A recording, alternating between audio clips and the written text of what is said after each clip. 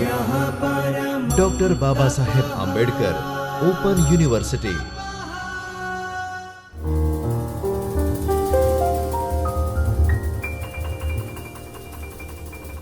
नमस्कार विद्यार्थी मित्रों, doctor Baba Saheb Ambedkar open university के चैतन्य स्टूडियो से मैं डॉक्टर रश्मि, सहायक प्राध्यापिका हिंदी, आप सभी का हार्दिक स्वागत करती हूँ।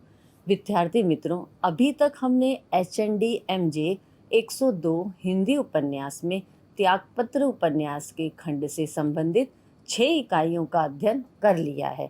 अब तक आपको उपन्यास के विषय में बहुत कुछ जानकारी मिल गई है। अब हम त्यागपत्र उपन्यास के प्रतिपाद्य अर्थात उद्देश्य के बारे में विचार करेंगे। विद्यार्थी मित्रों, इस इकाई को पढ़ने के बाद आप उपन्यास विधा में उद्देश्य का महत्व प्रतिपादित कर सकेंगे, त्यागपत्र उपन्यास के प्रतिपाद्य एवं शीर्षक का विश्लेषण प्रस्तुत कर सकेंगे, उपन्यासकार जैनेंद्र का सामाजिक दृष्टिकोण दर्शा सकेंगे, त्यागपत्र उपन्यास के प्रतिपाद्य अर्थात उद्देश्य से अवगत होंगे, त्यागपत्र में निहित जैनेंद्र का भाव पक्ष समझ सकेंगे। अभी तक सभी इकाइयों का अध्ययन करने के बाद आपको उपन्यास की कथा स्पष्ट हो गई होगी। आशा है आप उपन्यास की परिभाषा तथा उपन्यास के आरंभ, विकास एवं विस्तार को अच्छी प्रकार से समझ गए होंगे। विद्यार्थी मित्रों, इससे पूर्व की इकाइयों में हमने त्यागपत्र उपन्यास की कथा वस्तु, चरित्र चित्रण, परिवेश, संवाद, शिल्प से संबंधित विस्तृत जानकारी प्राप्त कर ली है। आपने यह भी अनुभव किया होगा कि लेखक इस उपन्यास के माध्यम से कुछ कहना चाहता है या कोई संदेश हम तक पहुंचाना चाहता है। कोई भी रचनाकार चाहे किसी भी विधा में लिख रहा हो, उसके लेखन के पीछे कोई न कोई संदेश रहता है। उपन्यासकार अपना उद्देश्य कभी प्रकट रूप से नहीं बताता, लेकिन वह स्वयं व्यंजित होता है। विद्यार्थी मित्रों, इस इकाई में हम इसी विषय पर चर्चा करेंगे। आइए जैनेंद्र जी द्वारा रचित इस उपन्यास में निहित उद्देश्य की चर्चा करते हैं।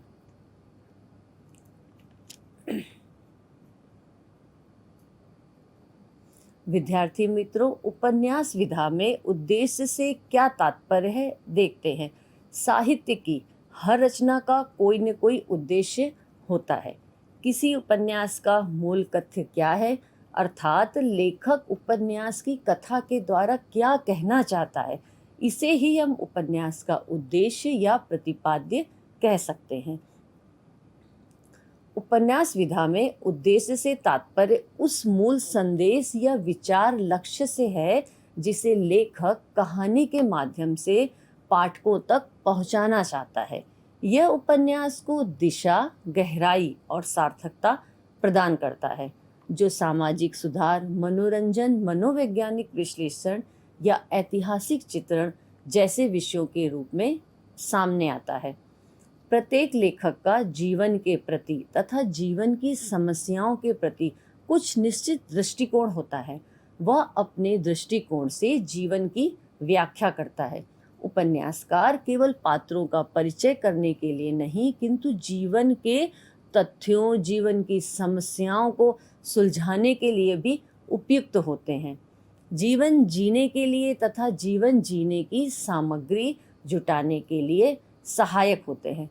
लेखक अपने उद्देश्य को पात्रों द्वारा प्रस्तुत करता है, चाहे वह सामाजिक, राजकीय या मानवीय हो। विद्यार्थी मित्रों, हिंदी उपन्यास के क्षेत्र में जैनेंद्र कुमार मनोविश्लेषणवादी विचारधारा को लेकर आए। उपन्यास जगत में उनके आगमन से एक नई विचारधारा का सूत्रपात हुआ। जैनेंद्र के चिंतन ने स्त्री पुरुष संबंधों को एक नई दिशा प्रदान की। उनके उपन्यासों में चरित्र को महत्व मिला। उन्हें समाज के दायरे से निकालकर स्वतंत्र आकाश में उड़ने का मार्ग प्रशस्त किया गया। हम यह भी कह सकते हैं कि जैनेंद्र जी नए व्यक्तिक अध्ययन के अग्रदूत हैं। विद्यार्थी मित्रों, आइए अब उनके त्यागपत्र उपन्यास के प्रतिपाद्य को हम समझते हैं। जैसा कि हम जानते हैं कि लेखक का जीवन के प्रति तथा जीवन की समस्याओं के प्रति कुछ निश्चित दृष्टिकोण होता है और इसी दृष्टिकोण को प्रकाशित करना लेखक का मुख्य उद्देश्य होता है। त्यागपत्र उपन्यास में भी जैनेन्द्र जी का निम्न दृष्टिकोण प्रतिपादित होता है, जिससे लेखक के प्रस्तुत उपन्यास का उद्देश्य क्या है यह स्पष्ट होता है। उपन्यास के उद्देश्य को हम निम्नलिखित बिंदुओं में विभक्त कर सकते हैं: सामाजिक दृष्टिकोण, नारी संबंधी दृष्टिकोण, मानव मूल्यों की स्थापना और मनुष्य के मन के द्वंद्व।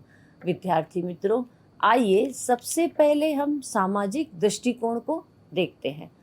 उपन्यास का सामाजिक उद्देश्य समाज का यथार्थ चित्रण करना, व्याप्त कुरीतियों, असमानताओं और शोषण को उजागर कर पाठकों में जागरूकता लाना है। यह कलात्मक माध्यम से सामाजिक सुधार, नैतिक शिक्षा और मानव जीवन के संघर्षों को सामने रखकर पाठकों को चिंतन करने तथा बेहतर समाज के निर्माण के लिए प्रेरित करता है। जैनेन्द्र जी भारतीय सामाजिकता से जुड़े हुए लेखक हैं। वे व्यक्ति को सामाजिकता के खूंटे से बंधकर ही चलने देना पसंद करते हैं। जैनेन्द्र जी ने जब यह उपन्यास लिखा तब भारतीय समाज में पुरानी विचारधारा तथा मर्यादावादी नियमों अथवा बंधनों का प्रभुत्व था। व्यक्ति चाहते हुए भी इन बंधनों को तोड़ नहीं सकता था। यही कारण है कि प्रस्तुत उपन्यास में लेखक ने समाज में फैली मर्यादाओं को हमारे सामने लाने का प्रयास किया है। जब हम त्यागपत्र उपन्यास के उद्देश्य की बात करें तो हम ये कह सकते हैं कि इस उपन्यास में मृणाल नामक नायिका के माध्यम से भारतीय समाज को खोखला करने वाले पारस्परिक मानदंडों और मान्यताओं पर करारी चोट की है। मृणाल के पास समाज व लोगों को समझने के लिए तार्किक बुद्धि है, जो कथित सभ्य समाज के ढोंगों का पर्दाफाश करती है। जिंदगी के आखिरी मुकाम पर वह शराबी, जुआरी, भिखारियों, वेश्याओं जैसे कथित दुर्जनों के बीच बस जाती है। मृणाल इनके बीच भी इनकी ऊपरी परत खरोच कर इंसानियत पा जाती है। मृणाल समाज के सबसे निचले पायदान पर खड़े लोगों का सम्मान करती है। उनके संदर्भ में कहती है कि वहाँ छल असंभव है, जो छल की शिष्ट समाज में जरूरी ही है। मनुष्य हो तो भीतर एक मनुष्य होना होगा। यहाँ हरा कंचन ही टिक सकता है, क्योंकि उसे जरूरत नहीं है कि वह कहे कि मैं पीतल नहीं हूँ। दरअसल मृणाल सभ्य समाज के सदाचार की ही शिकार थी। किसी से प्रेम कर बैठना ही मृणाल की भूल थी। उसके भाई ने उसका पालन पोषण तो इसलिए किया था कि वह एक अच्छी आर्य स्त्री बने। मृणाल के विवाह के बाद जब वह दाम्पत्य की नींव पर सच्चाई पर रखना चाहती है तो पति की नज़र में दुराचारी हो जाती है। सच्चाई का बोझ पति नहीं सह पाता। उसका पति उसकी बेत से धुनाई करता है। साथ ही यह धौंस भी देता है कि बहु बेटियों की चलन की रीति और नीति हुआ करती है। अपना कुलशील चला जाता है, वह न निभा तो फिर क्या रह गया। पति जब दुष्चरित्रता का आरोप लगाकर मृणाल को छोड़ देता है तो उसका कोई सहारा नहीं रहता। मायके में उसकी जगह तभी तक थी जब तक पति का घर था। घर आने की शर्त ही थी कि वहाँ अपनी गृहस्थी अच्छी तरह संभालना और पति को सुखी रखना, पर मृणाल से तो गृहस्थी ही बिखर गई थी। अब नहर में ठौर कहाँ। स्त्री को मिलने वाले आशीर्वादों का बोझ कैसा होता है, विद्यार्थी मित्रों, इसको जैनेन्द्र ने बखूबी से समझाया है। मृणाल के जीवन के माध्यम से स्त्री पुरुष जीवन में प्रेम की अनिवार्यता को स्वीकारते हुए प्रेम और विवाह की समस्याओं के नए संदर्भ उजागर किए हैं। समाज में बेमेल विवाह की समस्या को उजागर किया है। पुरुष प्रधान समाज में स्त्री की व्यथा को व्यक्त किया गया है।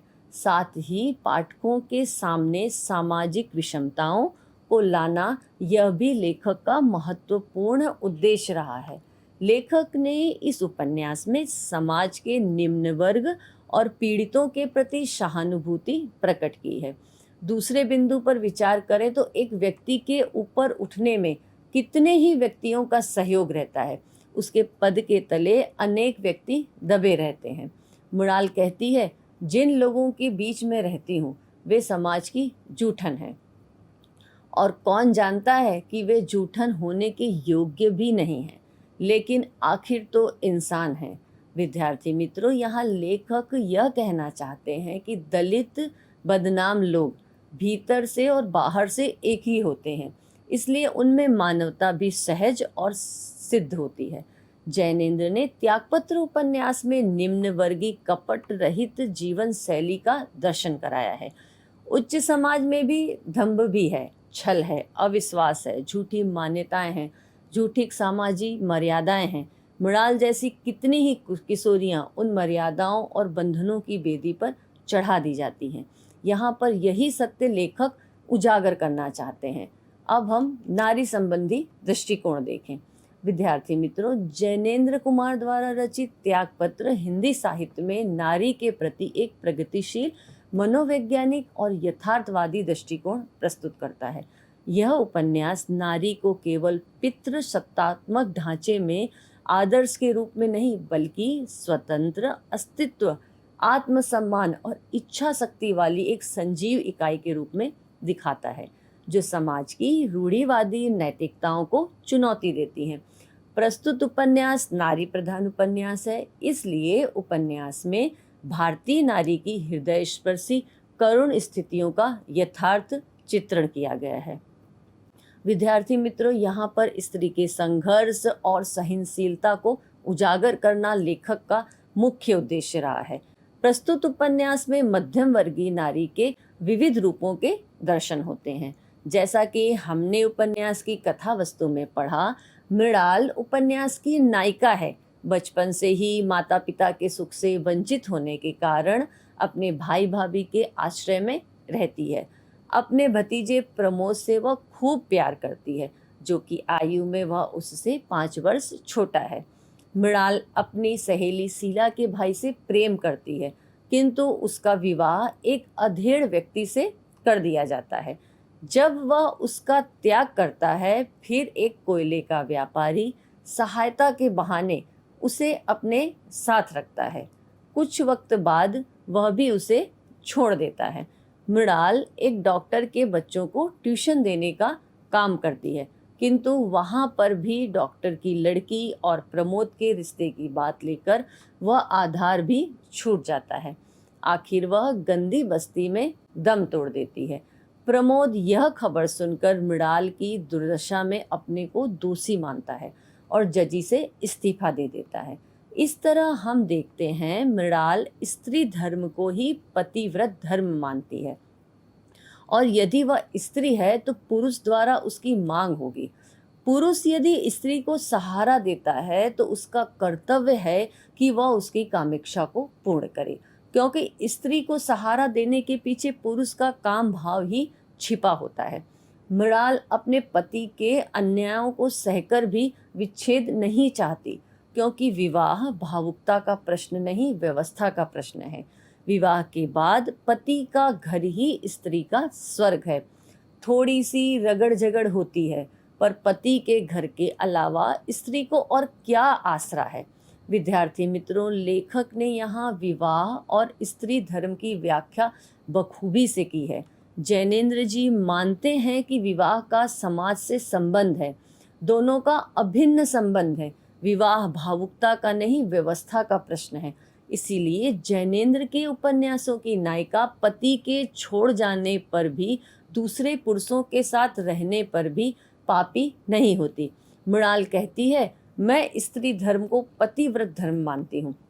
क्या प्रतिव्रता को चाहिए कि पति उसे नहीं चाहता हो तब भी वह अपना भार उस पर डाले?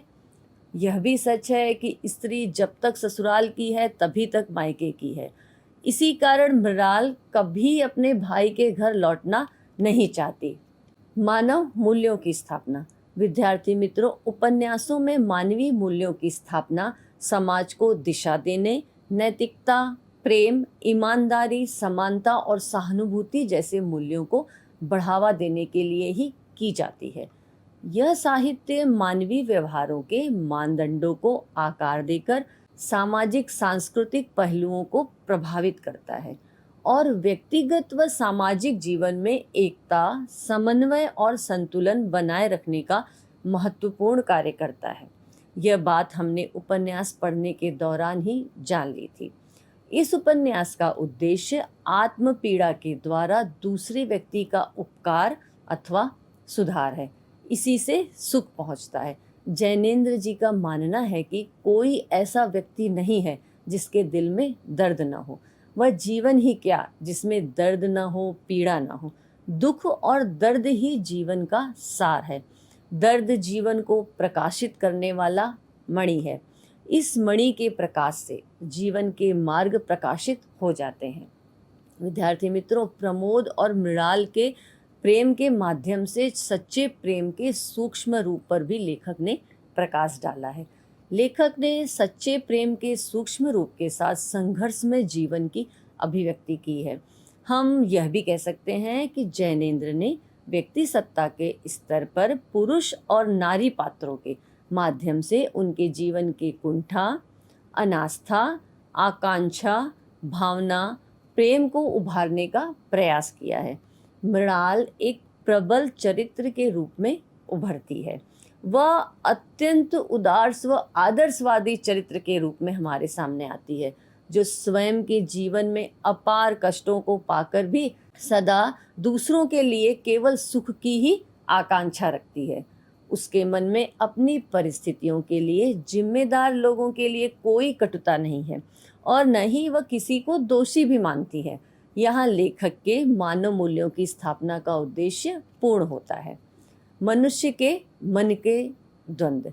विद्यार्थी मित्रों, मनोवैज्ञानिक उपन्यास मानव मन की गहराइयों, जटिलताओं, अचेतन इच्छाओं, भावनाओं और आंतरिक संघर्षों का सूक्ष्म चित्रण करते हैं।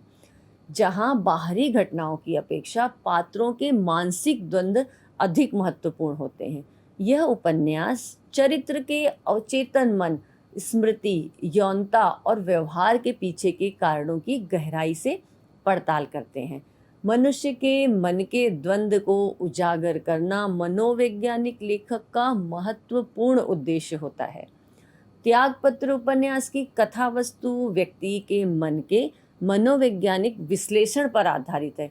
इसलिए कथा वस्तु का ताना बाना वैचारिक मानवीयता की सूक्ष्म तारों से बुना गया है। तात्पर्य यह है कि इसमें बाहरी जगत से ज़्यादा अंतर जगत को अधिक महत्व दिया गया है।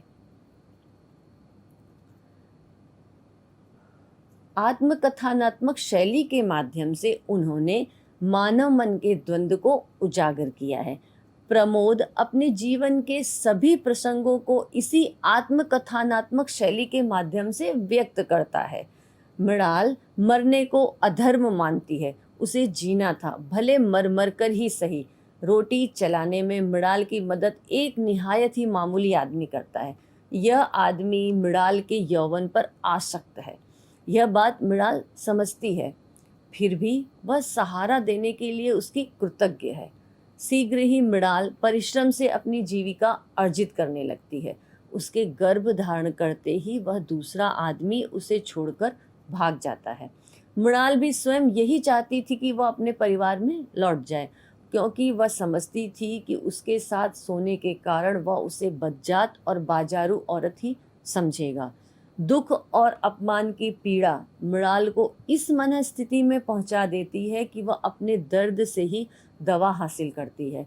मेरा मन पक्का होता रहे कि कोई मुझे कुचले तो भी मैं कुचली न जाऊं और इतनी जीवित रहूं कि उसके पाप के बोझ भी मैं ले लूं और सबके लिए क्षमा की प्रार्थना करूं। विद्यार्थी मित्रों, यहाँ पर एक त्यक्ता स्त्री का दर्द, उसकी मन स्थिति को लेखक ने बखूबी से दर्शाया है।